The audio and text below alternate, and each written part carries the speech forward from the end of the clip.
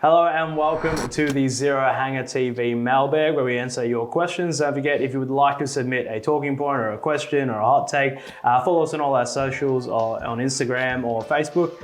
But we'll get straight stuck into it. So we've got 3 Crows questions off the top. So first one comes from Bo. Parfitt a Crows option? I don't know. I don't think so. He's got one more year left on a deal. Adelaide re-signed Matt Crouch for a couple more years, so that kind of depth midfield option might already be sewn up there. But like 12 months' time, certainly could be if they kind of shift a little bit with their midfield group. Not for this year, I wouldn't have thought. Probably a bit more unlikely than likely. Yep. Agreed. So we have 2 questions in from Ethan, so both Crows related. So he's proposed a way for the Crows to land both Duursmas, both Xavier and Zane. So obviously one through trade, one through draft. So I think, noting there, if you can try and get Xavier across town, that's going to be an interesting coup for the Crows. And then how they get Zane in is a different one. Obviously there's no they don't get any extra access to Zane just because they have Xavier on their list, but to try and unite the two would be an interesting move. Zane's probably going to be a top 4 or 5 pick.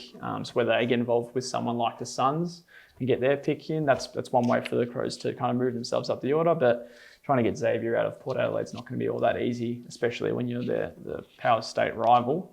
Certainly unlikely, but they can try. If they can get Xavier in, that's a possibility, but getting Zane might actually be easier if they want to give up enough to get, pick 4 or even a higher selection at their disposal. So that'd be an interesting one for sure.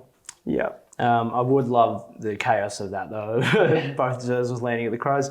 And his second question, so should the Crows trade their first round pick for a ready-made defender like Ballard or Brennan Cox? A couple of South Australian defenders. I understand the question as well, given that Nick Murray, Tom Doedee, both injured for some time, and Jordan Butts as well is on the mend to start next season. James Borlase looked pretty good, but there probably could be an argument that they want more defensive options and star defensive options. And if you're looking at local talent, then there's probably no better options than Charlie Ballard and Brennan Cox for key defenders, both contracted though.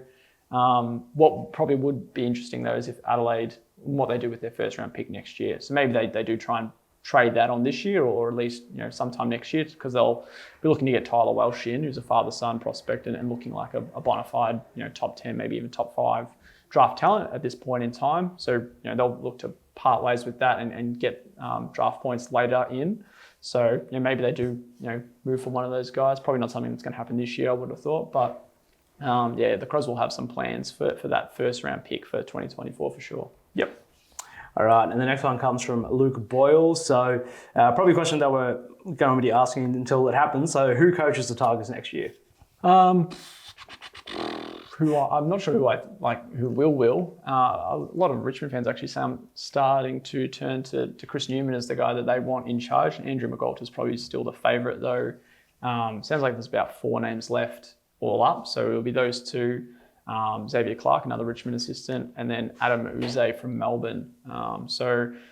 A call's probably going to be made this month. Richmond flagged it when they started their search committee that September was the goal, and that I think even Uze revealed this week that his part in the process is over and he'll just be waiting by the phone to hear if he had any luck.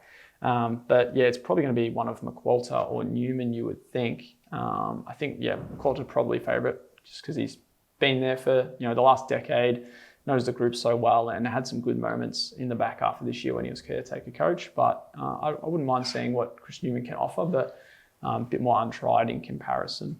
Yeah, absolutely.